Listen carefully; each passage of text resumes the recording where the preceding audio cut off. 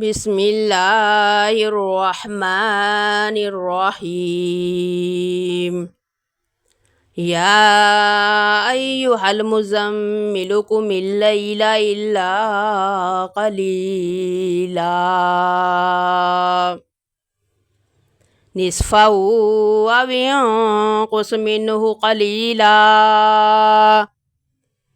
أو زد عليه ورتل القرآن ترتيلا إنا سنلقي عليك قولا ثقيلا إن ناشئة الليل هي أشد وطئا وأقوم قيلا إن لك في النهار سبحا طويلا واذكر اسم ربك وتبتل إليه تبتيلا رب المشرق والمغرب لا إله إلا هو فاتخذه وكيلا واصبر على ما يقولون واهجرهم هجرا جميلا وذرني والمكذبين أولي النعمة ومهلهم قليلا إن لدينا أنكالا وجحيما وطعاما ذا غصة وعذابا أليما يوم ترجف الأرض والجبال وكانت الجبال كثيبا مهيلا إنا أرسلنا إليكم رسولا شاهدا عليكم كما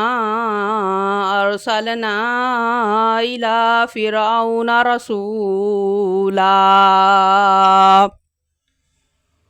فعصى فرعون الرسول فأخذناه أخذا وبيلا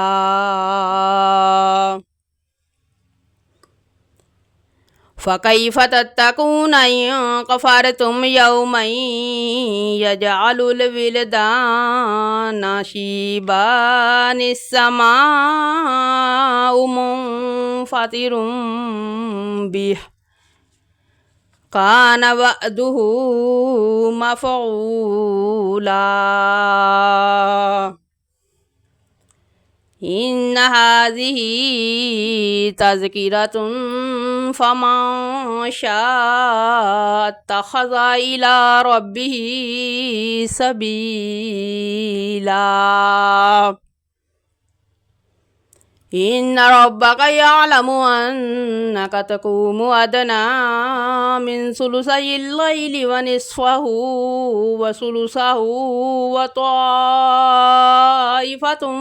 من الذين معك والله يقدر الليل والنهار علم لن تحصوه فتاب عليكم فاقرؤوا ما تيسر من القرآن علم سيكون منكم مرضى وآخرون يضربون في الأرض يبتغون من فضل الله وآخرون يقاتلون في سبيل الله فاقرؤوا ما تيسر منه وأقيموا الصلاة وآتوا الزكاة وأقرضوا الله قرضا حسنا وما تقدموا لأنفسكم من خير تجدوه عند الله هو خيرا أعظم أجرا. وأستغفر الله إن الله غفور رحيم.